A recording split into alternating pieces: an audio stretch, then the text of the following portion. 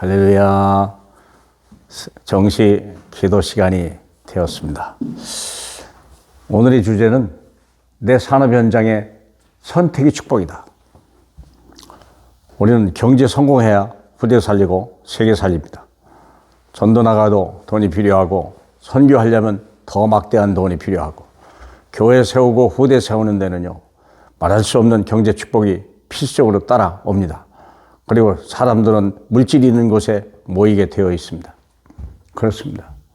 그래서 성공된 신앙생활 중에 우리가 중요한 부분이면 내 산업 현장의 선택이 과연 어떻게 하고 있냐. 많은 사람이 사람 따라가고 물질 따라가고 또 그러겠습니다.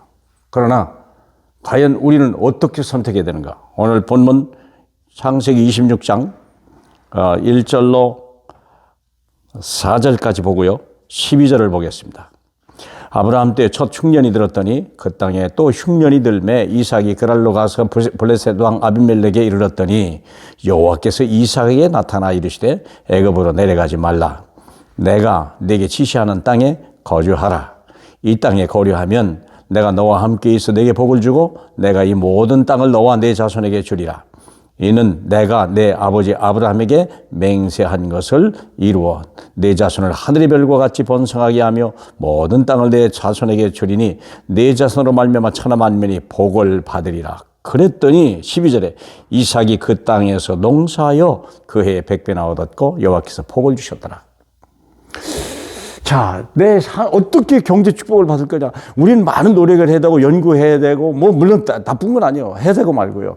그러나 그건 누구든지 한다는 거예요. 나름대로 연구하고요. 나름대로 열심히 하고요. 부지런하고요. 새벽에 일찍 일어나고 늦게 자고요. 근데 그걸 넘어서 승패를 결정하는 게 뭐냐 이죠. 하나님이 누구에게 물질을 주냐. 그걸 우리가 생각해야 될 거 아니에요. 물질을 내가 취하는 것입니까? 아니면 누구에게 복을 오는 겁니까? 그러면 내가 뺏는 사람은 한계가 있어요. 다 그러면 내가 힘이 없어지는 날인데요. 우리는 더 이상 할 수 없잖아요. 그런데 하나님의 산업 경제는요, 하나님이 누구에게 줄 것이냐 결정되는 거예요. 내가 얼마나 뺐느냐? 그걸 가지고는 세상 못 살려요. 하나님이 누구에게 쏟아부어 줄 거냐 할 때 선택이 중요하다. 무슨 선택입니까? 언약 선택입니다. 애굽 땅에 흉년이 올 것이다 그랬어요. 흉년이 올 것인데 내가 지시한 너는 애굽으로 내려가지 마라. 내가 네게 지시할 땅에 거주하라. 그 땅에 거류하면 내가 너와 함께 있어 내게 복을 주고 내가 이 땅 모든 것을 내와 내 후손에게 주리라. 그 약속 하나예요. 항상 약속은 어려운 게 아니에요. 먹지 마라. 먹으면 죽는다라고 했는데 안 먹으면 되는데 먹어버린 거예요. 그러니까 어려운 거 아닙니까? 하나님의 말씀이 뭐라고 돼 있냐? 이 땅을 떠나지 말라는 거예요. 떠나면 안 돼요. 흉년이 올 거니까 뭘 믿으라는 말이에요. 환경을 믿지 마라. 사람 말을 믿지 마라. 하나님의 약속을 믿어라. 약속을 믿어야 돼. 그 흉년에 거길 남았더니 그 해에 100배가 나다니요. 어떻게 그럴 수 있습니까? 그 땅에서 그 해에 그곳에 농사하는데 100배. 안 된다고 하는데 다른 사람 다 틀렸다는데 되는 거예요. 그래서 선택이 중요한 겁니다. 하나님은 그걸 보시는 거예요. 이스라엘 백성을 사막에다 집어넣고요. 그들에게 선택을 하는 거예요. 아니 목마르잖아요. 먹을 거 없잖아요. 원망불평했더니 하나님이 뭘 하는 거예요? 믿음을 선택하는 거죠. 그렇죠. 물이 없죠. 기도하라는 거예요. 약속대로 물을 주실 줄 믿습니다. 약속대로 우리가 먹을 걸 주실 줄 믿습니다. 모세는 기도와 성답을 받았고 백성들은 원망하다가 얻어맞고 그러지 않습니까? 선택입니다. 선택. 상황이 아니에요. 무슨 사막에서 물이 나옵니까? 근데 사막에 물이 있다니까요. 자, 그래서 우리는 뭐냐? 하나님의 절대 주권을 믿어야 돼요. 모든 건 주님 뜻대로 된다. 신앙의 10가지 발판 아시잖아요. 두 번째, 하나님은 창조주요, 전능자요. 모든 것 그분이 역사예요. 두 번째는 예수 그리스도가 이 역사의 주인공이요. 모든 주인입니다. 그 다음에 세 번째, 성령이 우리 것은 힘이요, 지혜요. 그렇잖아요. 그리고 이 모든 것을 어디에서 얻어요? 우리는 말씀 속에서 얻는 거예요. 말씀을 가진 자가 바로 성전이요. 그래서 성전이라는 사람은요, 가는 곳마다 전도지요, 선교지요, 거기서 응답을 주는 사람이요. 그러면 그 사람의 생사화복을 주님이 주관하신 겁니다. 그리고 언젠가는 우리는 시한부 인생을 살다가 하나님이 가라 한쪽으로 천국으로 가든지 못한 사람은 지옥으로 가든지 그리고 잘 간 사람에게 하나님이 상급을 주는 거 10가지 신앙의 발판. 우리는 하나님의 뜻대로 살아야 돼요. 주님이 길이요. 그렇잖아. 길을 가면 돼요. 그게 선택이에요, 선택. 첫 번째 선택, 절대 주권을 선택해라. 두 번째 선택이 뭐냐? 절대 계획을 믿어라. 내 인생이 그냥 뭐 저절로 다행이하고 그냥 덧없이 와서 내가 돈 벌어먹고 그냥 애 낳고 죽는 게 아니라 하나님의 천명이 있고 소명이 있고 사명이 있는 거예요. 우리를 보낼 때는 이유가 있어요. 천명, 뭐죠?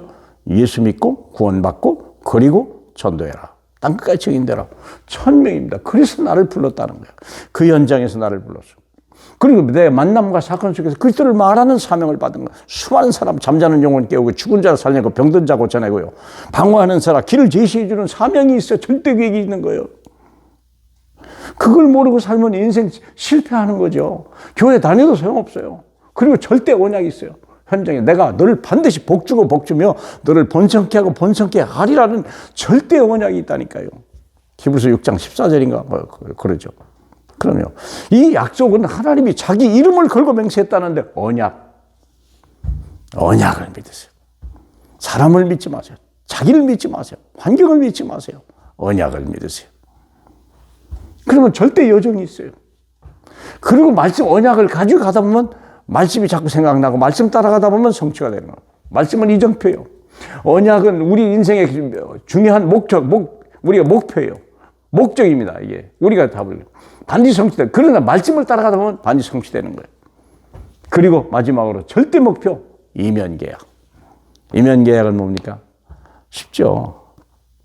전도자의 보호자가 되는 것이고 전도자의 동역자가 되는 것이고 전도자의 식주인이 되는 겁니다. 그것이 우리가 할 일입니다. 어떻게 하면 이 전도자들을 세워나가고 전도자에게 힘이 되고 전도자의 배경이 될 것이며 전도자에게 모든 것을 공급하는 우리가 후방기지가 될 거냐. 그게 우리가 산업이냐. 우리는 산업인입니다. 나를 위해 사는 게 아니요. 주와 주님의 나라를 위해 사는 거예요. 믿습니까? 그래야 할 때 하나님은요. 우리 자녀를요. 끝까지 축복하시는 거예요. 내 자손이 하늘이 별과 같이 번성케 하고 내 모든 땅을 내 자손에게 주리라. 내 자손으로 말미암아 천하 만민이 복을 받으리라. 하나님이 이삭에게 줬던 축복이 저와 여러분에게 계속되기를 주님의 이름으로 축복합니다. 하나님 감사합니다. 우리 언약 백성 된 것이 얼마나 감사한지요. 이 언약이 믿어지게 하시니 너무나 감사합니다. 이 언약을 성취하신 분이 예수 그리스도인데 그분만 믿고 따라가면 하나님 못할 거 하나도 없는 걸 저희가 믿사오니 평안함과 믿음으로 축복해 주옵소서. 최고의 산업인이 될 줄 믿사옵고 예수님 이름으로 기도합니다. 아멘.